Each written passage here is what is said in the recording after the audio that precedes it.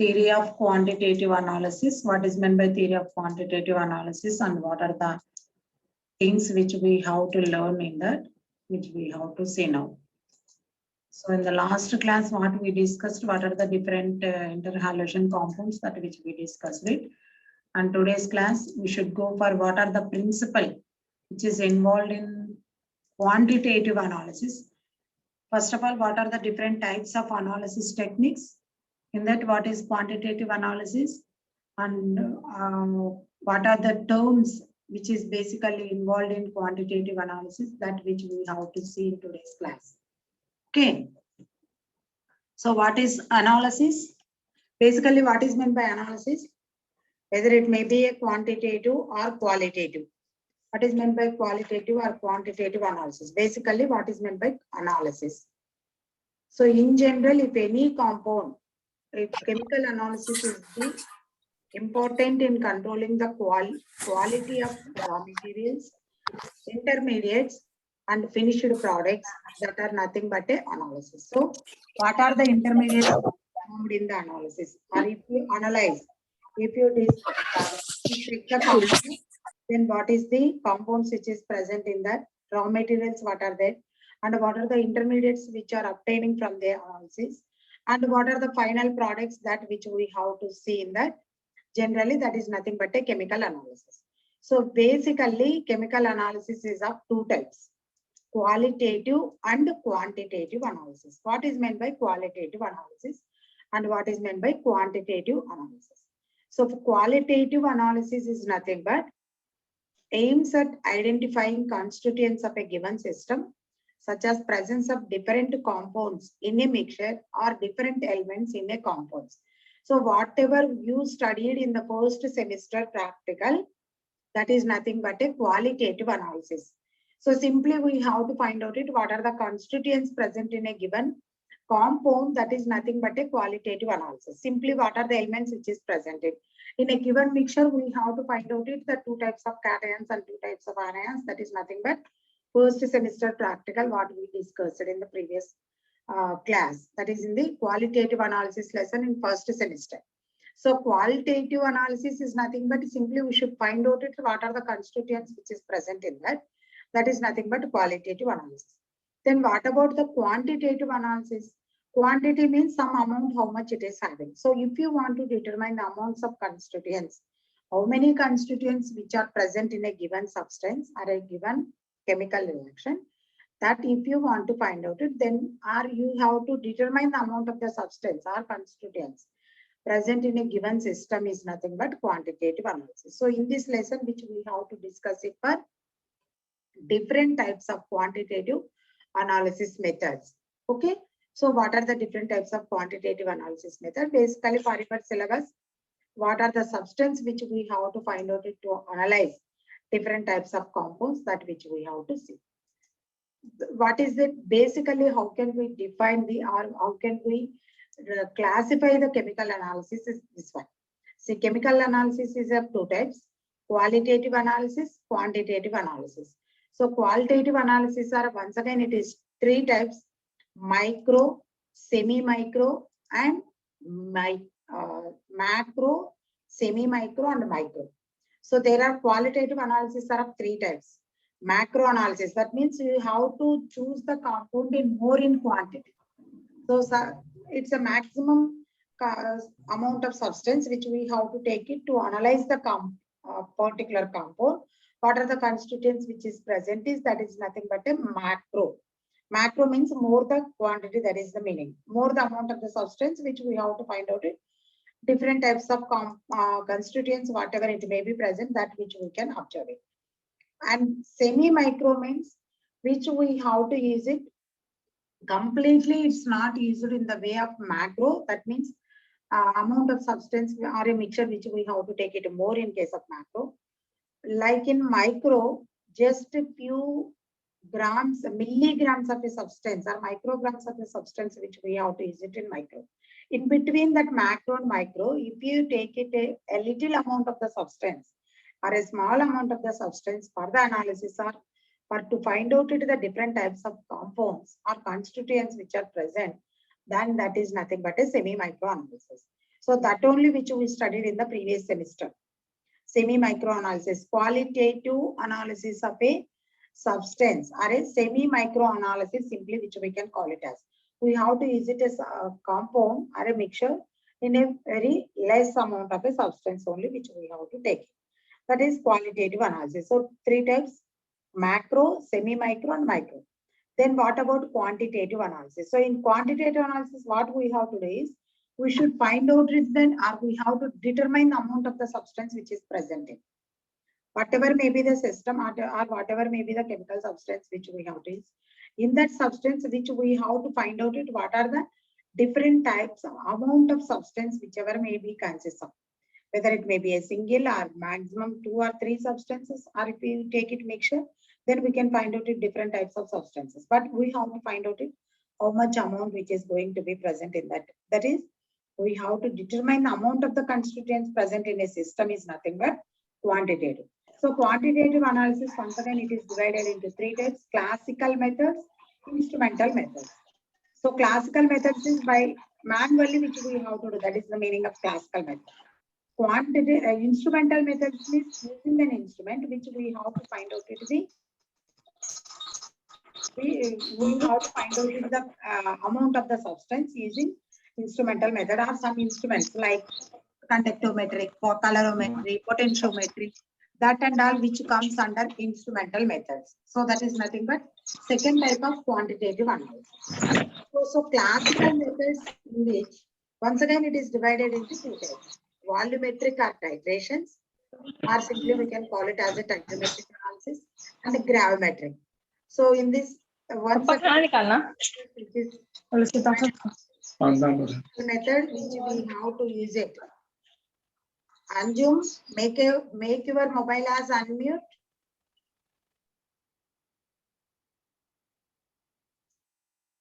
So classical methods, which is once again divided into 2 types: volumetric or titrometric, and gravimetric. In volumetric, there are 4 different types of titrations which we know already, and then we have to discuss it one more time. First one is acid-base titrations. Second one is redox titration. Third one is complexometric titration, and fourth one is precipitation titration. So volumetric or titrometric titrations, simply we can call it as a titrations in that. 4 types: that are acid-base titrations, redox titration, complexometric, and precipitation. And gravimetric titrations, it's there are 2 types.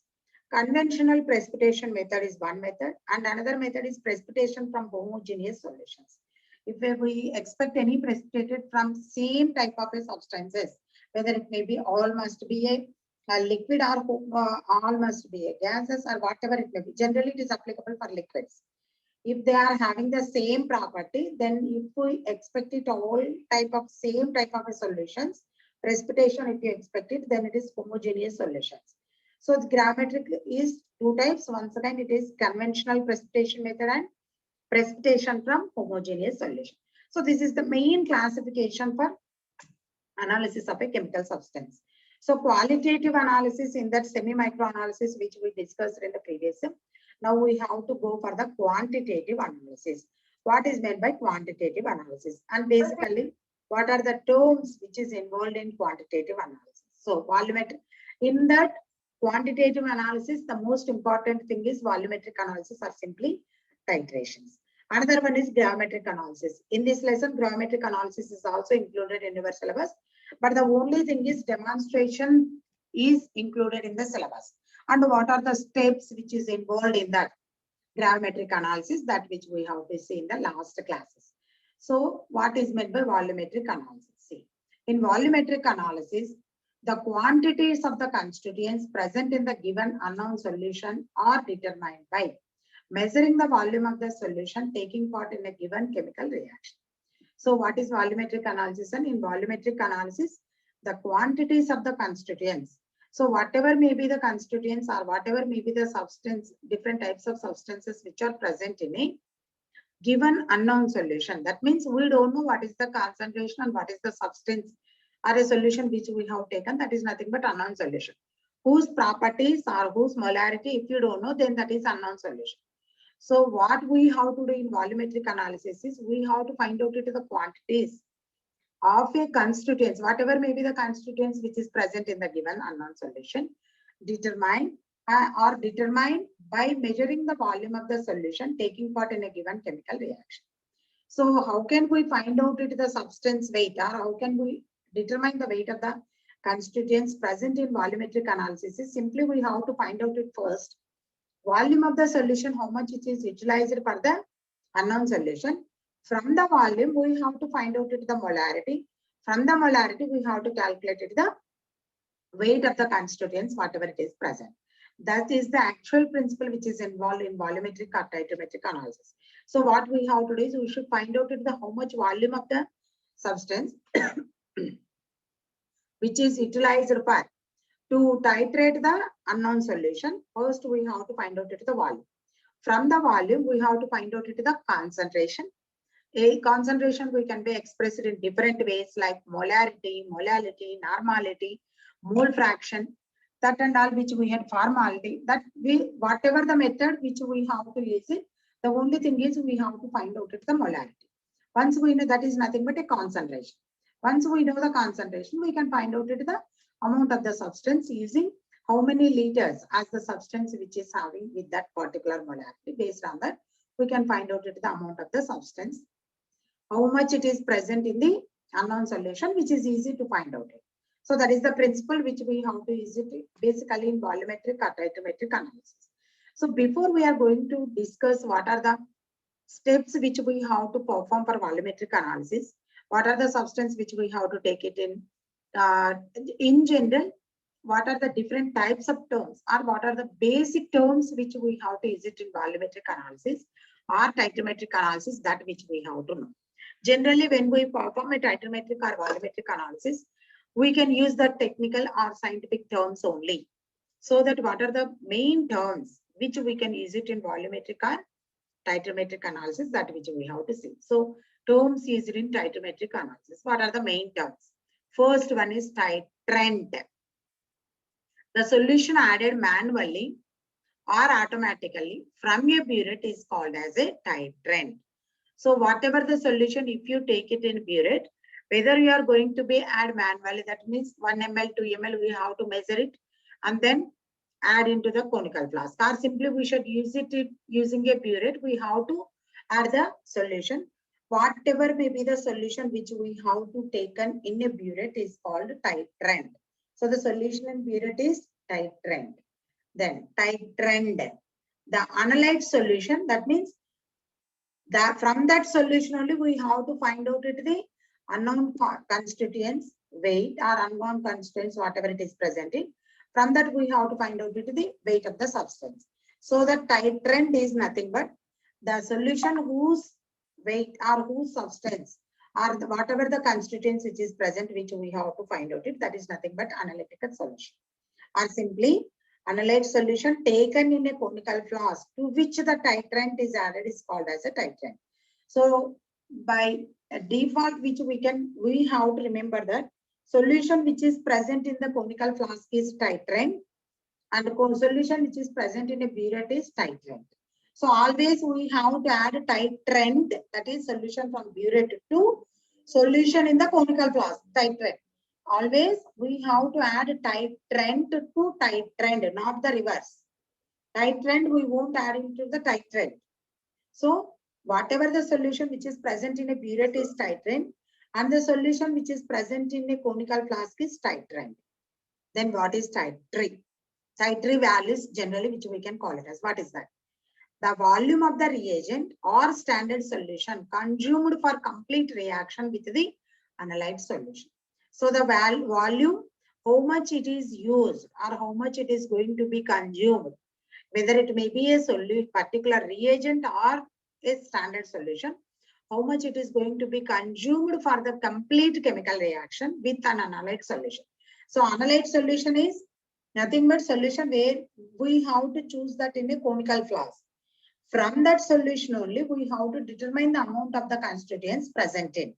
So that solution simply we can call it as an analyte solution.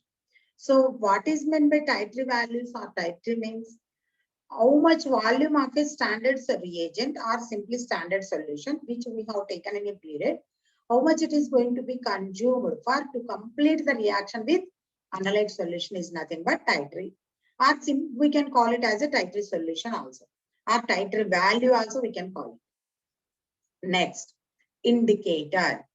A reagent used to indicate the completion of the reaction is nothing but indicator.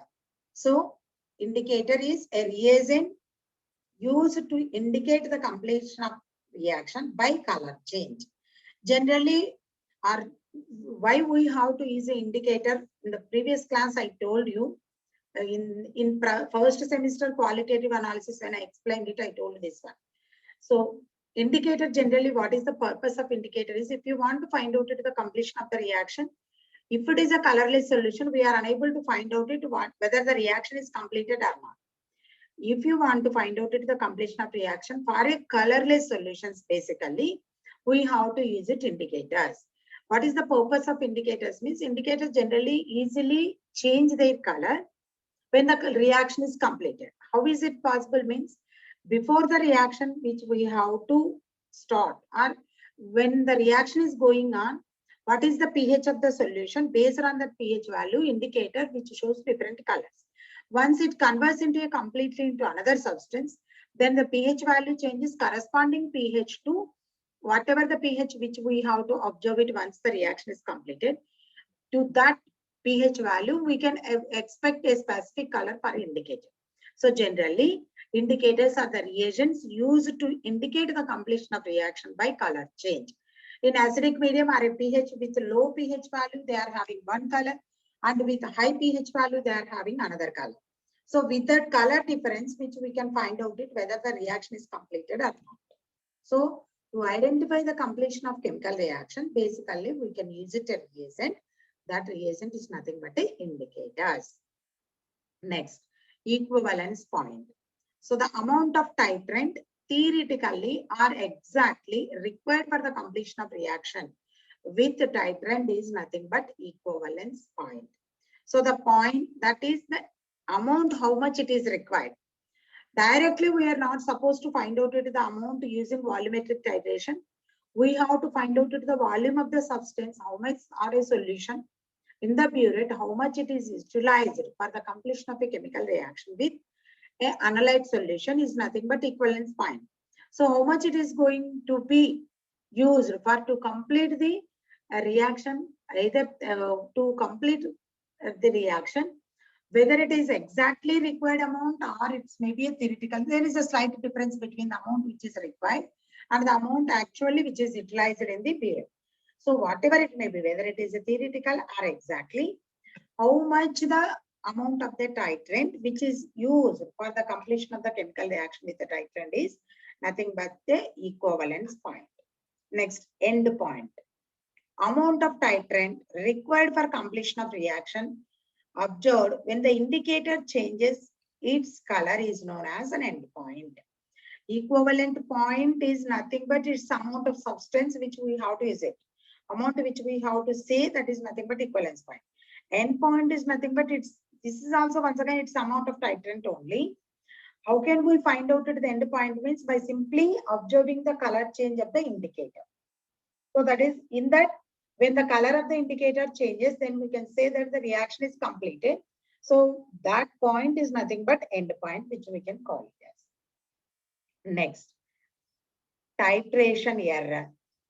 If the visible end point and the equivalent points coincides with each other, then the titration is ideal. If the visible end point and the equivalence point coincides with each other, then the titration is ideal. That means, for example, if you have taken, that is equivalence point is for 10 ml of sodium hydroxide. If you want to titrate with HCl, 9.5 ml of HCl if it is used. That means 10 ml of HCl which we have to take it in a conical flask, and 50 ml of sodium hydroxide which we have to take it in a burette generally. In general, base which we have to take it in a burette, acid which we have to take it in a conical flask. For 10 ml of HCl now it is a titrant. Sodium hydroxide is titrant. So the end point is when we add sodium hydroxide to HCl, if we use any indicator, for example, phenolphthalein, when we add sodium hydroxide, first which we didn't have to observe any pink color. At one particular point, there is appearance of pink color which we can observe it for a phenolphthalein indicator. That appearance of light pink color is nothing but a end point. So when we add sodium hydroxide, so physical appearance, that is, if we visualize the end point, by changing the color, then I have to find out it, the volume of NaOH which is utilized, that is the titrate value, is around with 9.5. So that is the equivalence point. But actually, by simply visualizing the end point or simply by change of color, I can stop that gap in burette. So I have to measure the volume of the sodium hydroxide, how much it is utilized. That is, for example, if it is 9.5 ml, that means for 10 ml of HCl, if you want to titrate with sodium hydroxide, actually both are strong acid and strong base. It has to be utilized 10 ml of sodium hydroxide. But by simply observing the change in color, I can say that it is only 9.5 ml. So the equivalence point, it won't be the 9.5. It may be above the 9.5 and below the 10. That which we can observe in when we draw a graph against volume and how much it is the volume of the sodium hydroxide in conductometric titrations, which we can observe it. So visual appearance of a color change, that value for equivalence point, and the exact value when we draw a graph against volume of sodium hydroxide and conductance value, if you perform the same titration in the conductometric titrations also, then which we can find out it's not the exact 9.5. So if both are equal, volume, how much it is going to be observed, the volume of a titrant, visualize. Or if you visualize the change in color of a indicator with the equivalence point, then the error in titration, we won't get it any error. If the difference in that it is very high, or if it is having some difference, then the titration error which we can find out it. That error where we have to find out it means, we can find out it the volume of the sodium hydroxide. Using the volume of sodium hydroxide, we have to calculate it the molarity of sodium hydroxide. From molarity of sodium hydroxide, we have to find out it the weight of the sodium hydroxide. Or if you want, you can find out it the molarity of HCl and the weight of HCl, how much it is dissolved in 1 liter, that also, which we can find out. But if in general, if both are equal, then we won't get it any error. If the error difference in visual the values of a color, by when we observe the color change of an indicator, whatever the point which we got it, and the exact or theoretical value of equivalence point, if it differs in the value, then with one volume only, that is the equivalence point or equivalence volume only, which we can calculate it the end point, or simply we have to find out it the molarity value. Once we find out it the molarity, we can find out it the amount of the substance present in that compound. So if the difference is there, first we should determine the volume. With that volume, we are going to find out it the molarity. With that molarity, we are going to find out it the weight of the substance. So the error, that is the difference in the two values, if it is 0.5%, that 5% which has to be continued up to the end of the substance if you determine the weight of the substance. So that if they are both are equal, then we won't get any error. That error is generally which we can call it as titration error or end point error. Based on that error, how much which we are getting in the titrations, what is the actual value which we have to get it at the weight of the substance at the last, whatever the value, what we have to get it in the experiment, we should calculate it there. Originally, for example, in the lab, I have given 0.5 m sodium hydroxide, 0.5 m HCl for you. But you got it 0.2 HCl. Then what is the difference? That is molarity itself, it's going to be changed. That is because of difference existing in the volume of a equivalence point to original volume, how much which we can observe it, that is from change in color if you observe it. So that difference will be continued until to the, if you determine the weight of the substance. So At the last, which we can get it more the amount of the substance than actual what we have to use it in the experiment. So in general, in the second year practicals, that in the second semester volumetric practicals, if you had a difference in the volume value, that is titer value, if exact value, if you won't get it, that means when we find out the volume of the solution, how much it lies in the burette, by simply observing the color change in the indicator, we can find out it one value. But if you observe it theoretically, how much the substance, whatever it is used for to titrate HCl of 10 ml, that differs. So the difference which creates some error in the values. Based on the error, how much you are going to be got it in the practical. Actual some amount which we have to get it is a standard. From that, we have to calculate it, the error percentage of error. Based on percentage of error, if you get a above 2% of error in all the values, then you can lose 5 marks in the practical.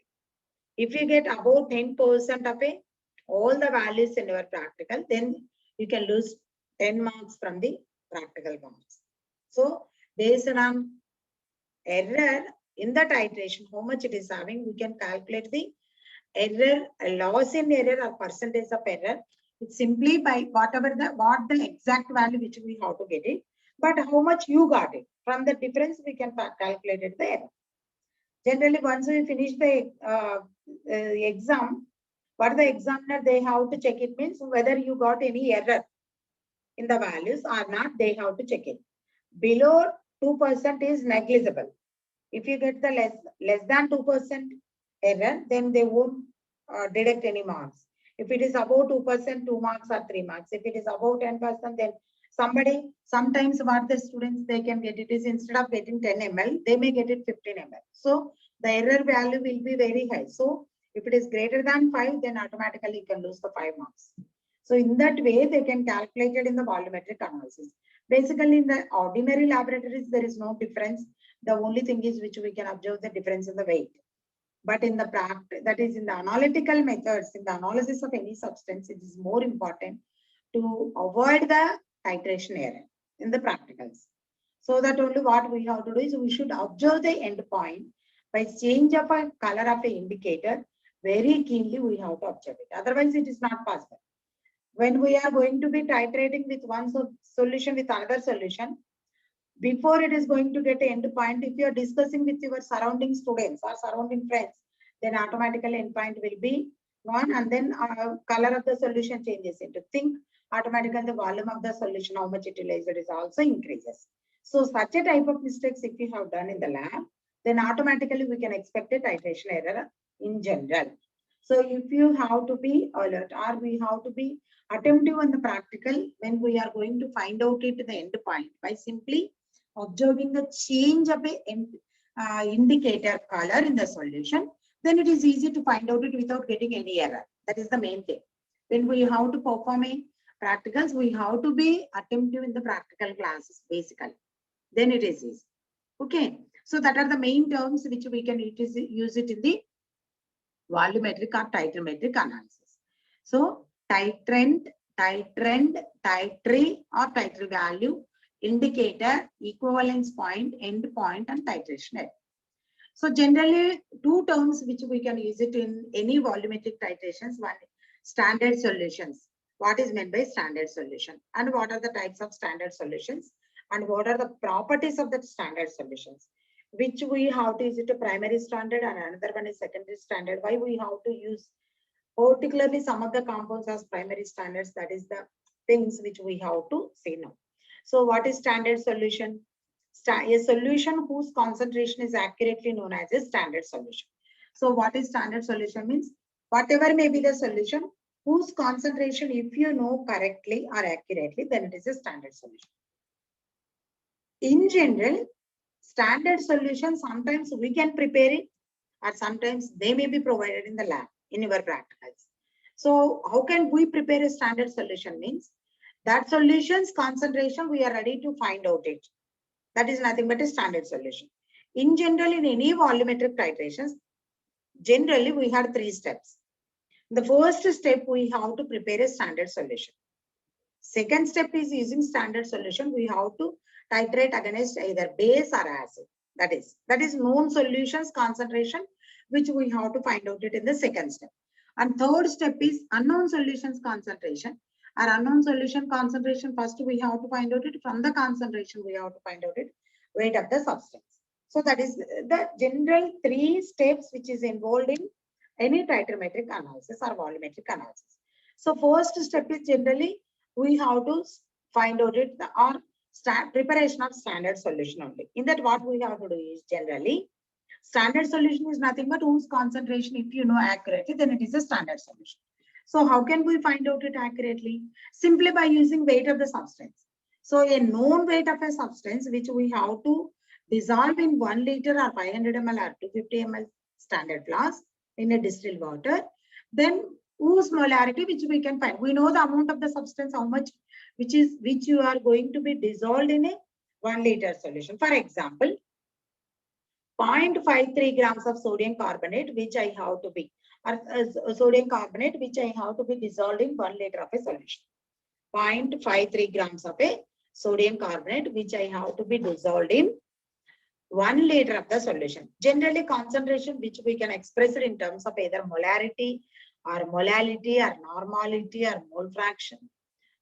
Different terms which we can use it. In general, in volumetric analysis, either molarity or normality which we have to use it. Most of the cases we have to use it that too, either molarity or normality. So molarity means what? What is molarity? Number of moles of a solute present in a 1 liter of the solvent is nothing but a molarity. Number of moles of a solute present in 1 liter of the solvent. So number of moles, how can we calculate it? Weight by molecular weight. Number of moles of a solute. How can we calculate the number of moles of a solute? Means that is moles of a solute by moles of a solute plus moles of solvent. That means total number of moles of a solution, that is. So number of moles, generally number of moles which we can express with a letter N. N1 is number of moles of a solute, N2 is number of moles of a solvent. Then mole fraction, number of moles of a solute can be calculated. Weight by molecular, that which we can discuss it in the next coming classes. Weight by molecular weight of a solute by weight by molecular weight of a solute plus weight by molecular weight of a solvent. So total number of moles. Number of moles of a solute by total number of moles of a solution is, solution contains solute and solvent. So total number of moles of a solution is N1 by N1 plus N2. That is that which we have to dissolve in 1 liter of the solution. That is nothing but a molarity. So if you know the molarity, then we can find out the weight of the substance which is present in a 1 liter. That is possible. So if you use molarity. For example, if it is normality, instead of number of moles of a solution presence, number of moles of a solute present in 1 liter of a solution, that is molarity. If it is dissolved in 1 kilogram of a solvent, then it is molality, small m, which we can represent molarity, capital M. If the same number of moles of a solute present in 1 kilogram of a substance is nothing but molarity. And normality is number of gram equivalents or simply number of equivalents which are present in a 1 liter of the solution is nothing but normality. Generally, we can use it either molarity, molality, or normality to find out the substance present in a given solution in general. Okay, so once we find out it, 0.53 grams of sodium carbonate, which I have taken, I should add that 0.53 grams of a sodium carbonate in a standard flask. Just add few drops of a distilled water, shake it well in the standard flask. And then once it is dissolved, now we have to add it to this same distilled water until the mark, wherever we can observe at the bottom, at the neck part of a standard flask. If you fill up to that, then the volume of a solution which is dissolved in a particular standard flask, for example, if it is a 500 ml standard flask. So volume of the solution which is dissolved is 500 ml. If it is 1 liter, 1 liter, 250 ml, 250 ml. That is volume of the solution which it has to be dissolved. So now we have to find out the molarity of sodium carbonate. So molarity of sodium carbonate is weight by number of moles of a solute by solute dissolved in 1 liter of the solution. So number of moles of a solute is how much, how can we find out the weight of a solute by molecular weight of a solute.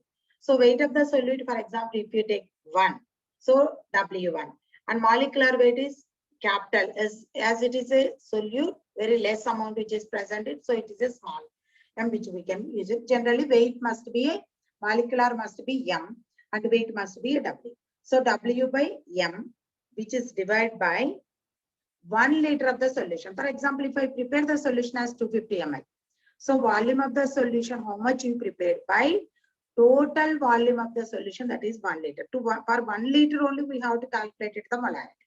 So W, small w by small m by, if I prepared it in a 500 ml, 500 by 1000. So from that, which we can find out it, what is the volume, what is the concentration of sodium carbonate, how much which we have to take. So whose concentration you are going to be find out it in the lab. So it is a simply which we can call it as a standard solution. So myself, I can prepare the concentration of the sodium carbonate. So I know that accurate value of sodium carbonate concentration. So that only it is nothing but a standard solution. So standard solution is nothing but whose solutions concentration, if you know accurately, or if you are ready to find out it accurately, then that is nothing but standard solution. If it is not possible to find out it directly, then it is a secondary standard solution generally. So whose concentration, if you know, then they are a standard solutions. There are 2 types of standard solution, primary standard solution and secondary standard solution. What are the properties of primary standard solution? How can we use, are only few substances which can be used for primary standard solution, that which we can discuss it in the next class. And regarding important questions, by today evening, I will send you, already prepared it. It takes some half an hour time. So by today evening, I will send you for the first semester exams. Most probably you had exams on mostly from August first week. We not yet decided in the college, but from Osmania University, they had a first semester exams from 27th of this month under Osmania University. So we don't know exactly from our college because it's an autonomous, they can change it. So mostly we are expecting from August first week. But whenever it may be, along with the semester exams, we will conduct you internal exam also. First half an hour, we will conduct you the internal exam. Then only we will provide you the external exam. External question paper pattern, yesterday Ravi Kumar sir already sent it in the groups. Short answer and essay questions from each group, each unit, how many questions we have to get it. Everything he provided in the yesterday. So, and regarding important questions, unit wise, from the unit, each topic wise, I am sending the important questions. From that, you can, at least 2 units you have to be prepared by. Then it is easy in the exam. And internal, you have internal 20 marks, 10 multiple choice and 10 fill in the blanks. That is the actual pattern of that college. So both internal and external exams will be at the same time. And regarding first semester notes, whatever you don't have, I will send it to you within 2 days. Along with the questions. Questions most probably by today evening, I will send you. And notes, whatever you don't have. One I got it from one student, that is 15th group elements notes is not available. And one more student send it aromatic compounds notes. 2 topics I will send you after the class is over mostly. Okay. So now you have to prepare it. We don't know exactly when will be the exams. For Osmania, from 27th onwards, they are going to be conducted.